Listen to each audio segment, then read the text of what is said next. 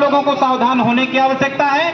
आपस में सभी किसानों को एकजुट होने की आवश्यकता है और सभी किसानों को, जैसे आप लोग इस समय की एक बहुत बड़ी समस्या है आप लोगों के सामने, आप लोग खेत में जाते हैं, वहां जो छुट्टा पशु है वो आपकी फसलों को नष्ट कर रहे हैं। उनको जब आप खेत से भगाने के लिए जाते हैं तो हाथ में कुछ डंडा लाठी लेकर जाते हैं या ऐसे चले जाते हो? डंडा लाठी लेकर के जाते हो। अगर डंडा लेकर के आप नहीं जाओगे तो हो सकता है आपकी फसल के साथ साथ वो आपको भी उसी मिट्टी में मिला दें। ठीक इसी प्रकार आज का जो भ्रष्ट प्रशासन है, यह भी आपकी बात आसानी में नहीं मानेगा। अगर आप ये सोचते हो कि मैं हाथ जोड़ूं और सामने वाला जो प्रशासन का व्यक्ति बैठा है वो मान जाए, हो सकता है हमारे आपके घर से किसी ईमानदार घर का बच्चा हो तो मान जाए, लेकिन आजकल बहुतायत उन्हीं की है जो मक्कार हैं।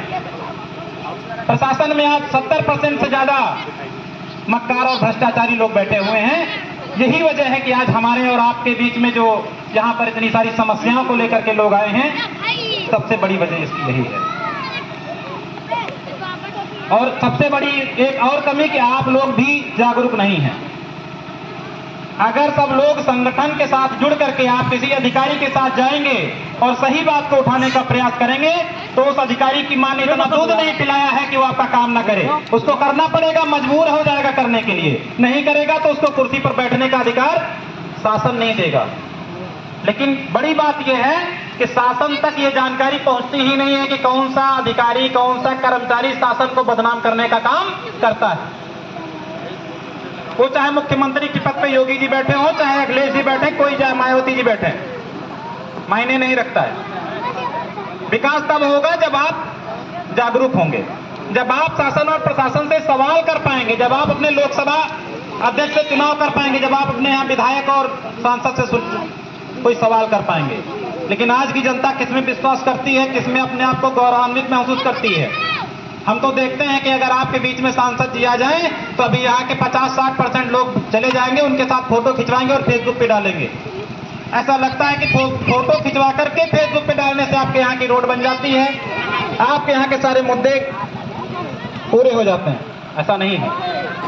लेकिन सांसद जी को जरूर ये लग जाता है कि जनता मूर्ख है, ये हमारे साथ अगर एक फोटो खिंचवाने को पा गई तो ये खुश है, तो इससे अच्छा यही है कि इनके साथ फोटो खिंचवाओ, इनको मूर्ख बना रहा हो, इनका कोई काम मत करो। और यही होता है। कोई इसमें से कोई एक व्यक्ति बता दे कि मैं अगर गलत बात कर रहा हूं तो हम देखते हैं कि भी शादी विवाह में सांसद जी आते हैं, विधायक जी आते हैं, उनके लिए लोग काजू लेकर के आते हैं, उनके लिए लोग फल फ्रूट की व्यवस्था करते हैं। लेकिन अगर हमारे दादाजी, हमारे बाप या हमारे पिताजी आ जाएं तो उनके लिए हम कुर्सी छोड़ करके खड़े नहीं होते हैं। सांसद जी के लिए हम कुर्सी छोड़ के खड़े, जबकि वो हमारे सेवक हैं। हमारे माँ बाप ने हमें जन्म दिया, हमको पाल पोस करके इतना बड़ा कर दिया, लेकिन उन्हें हम उतना प्यार नहीं दे पाते हैं जितना हम सांसद जी को और विधायक जी को और प्रधान जी को सर पे बिठाने का काम करते हैं।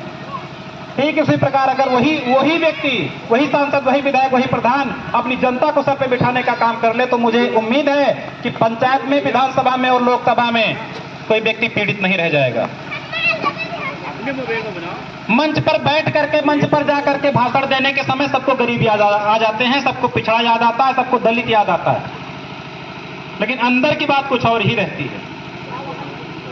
एक विधायक जिसके पास कुछ न रहा हो, आरक्षण के दम पे उसको टिकट मिला हो और वो जीत गया हो भाजपा की लहर में, बसपा की लहर में, समाजवादी की लहर में, वो एक पंचवर्षीय में करोड़पति अरबपति बन जाता है। आप बताइए, आप में से कितने लोग करोड़पति अरबपति बन गए?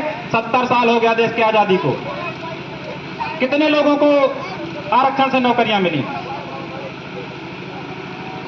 सिर्फ उन्हीं को मिलती हैं जिनके पास सूटकेस में पैसा देने की व्यवस्था है। सिर्फ बड़े लोग इसका आरक्षण का फायदा उठा रहे हैं। लेकिन आप लोग क्या है कि अगर अखिलेश जी कह दें तो हो सकता है यादव और मुसलमान एक तरफ हो जाए, रोड जाम कर दे कि आरक्षण नहीं खत्म होना चाहिए। जबकि ये हकीकत है कि अगर जातिवाद खत्म करके आर्थिक आधार पर आरक्षण कर दिया जाए तो हमको लगता है यहाँ पर बैठे हुए सभी आरक्षण का लाभ ले सकते हैं। लेकिन इस बात के लिए आप लोग बिल्कुल भी तैयार नहीं होते हैं। राजनीतिक नेताओं के लड़ाने में आप लोग आपस में लड़ जाते हैं और यहाँ का माहौल खराब कर देते हैं। प्रशासन भी मजबूर हो जाता है उन्हीं की तरफ बोलने के लिए। आपकी तरफ कोई नहीं खड़ा होता है। जरूरत पड़ने पर आपके ऊपर लाठीचार्ज भी होती है। इसीलिए मैं कहना चाहता हूँ कि आप सभी लोग भारतीय किसान यूनियन भदौरिया संगठन की सदस्यता लीजिए किसी एक व्यक्ति के ऊपर अगर प्रशासन अपनी कुदृष्टि डालता है, अगर उसका काम नहीं करता है, तो मैं उसकी ईंट से ईंट बजा देने का काम करता हूं। अभी बाराबंकी में कार्यक्रम हुआ था, यहां से जो लोग गए हैं उनको वो नजारा याद होगा। पूरा प्रशासन नतमस्तक हुआ था और काम भी सुनता है, काम करता है। क्यों? क्योंकि हमारे यहाँ लोगों को फोटो खिंचवाने में विश्वास कम, उनसे सवाल करने में, उनको अपना काम कराने के लिए सांसद विधायक और प्रशासन को बैठाया गया है, तो उनसे अपना काम करवाने में ज्यादा विश्वास रखते हैं लोग। हमें लगता है कि आप सब लोग यदि एक हो जाएं, संगठित हो जाएं, तो आपके गांव में कोई दुखी नहीं रहेगा। सबसे पहली बात कि अगर आपके अंदर संगठन की क्षमता अच्छी है, संगठन के तरीके से आप लोग रह रहे हैं, अच्छे तरीके से रह रहे हैं, कोई विवाद अगर हो भी गया तो पूरा संगठन बैठ करके उसको सुलझा सकता है। पुलिस के पास जाने की कोई जरूरत नहीं पड़ेगी। बाई चांस पुलिस के पास जाने की अगर जरूरत पड़ती भी है तो आपके पास संगठन है, तो पुलिस आपके साथ गलत नहीं कर सकती। हम तो यह देखते हैं कि आपके साथ मारपीट हो जाए, आप पुलिस के पास जाओ, प्रार्थना पत्र दे आओ, मुकदमा लिख जाएगा, लेकिन आपके खिलाफ पार्टी से पुलिस मिलने भी नहीं आएगी, पूछने भी नहीं आएगी कि तूने क्यों मारा।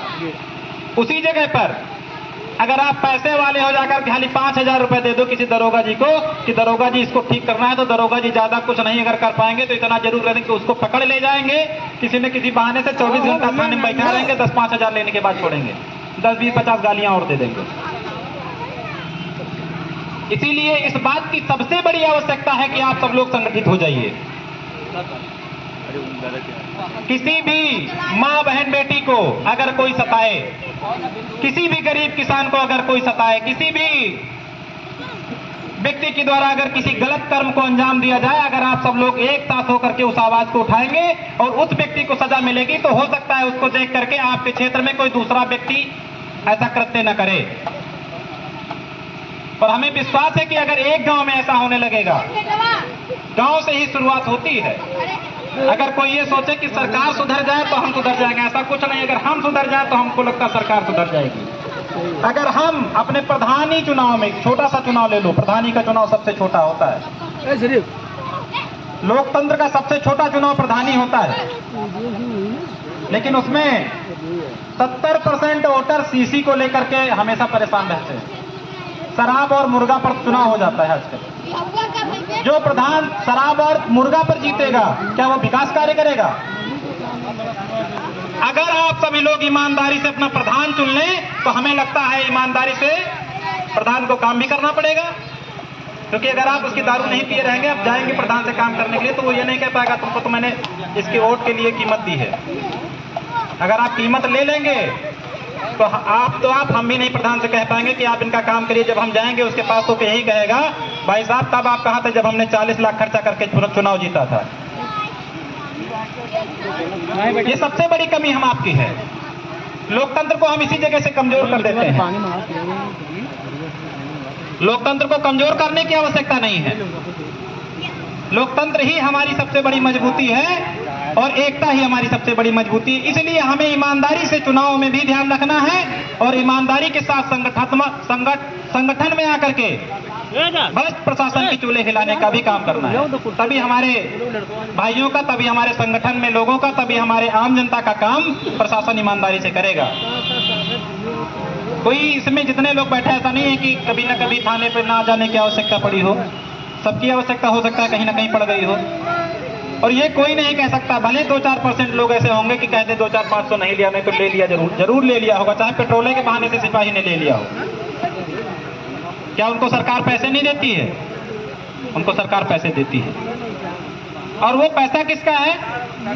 वो हमारे और आपके कमाई का पैसा है।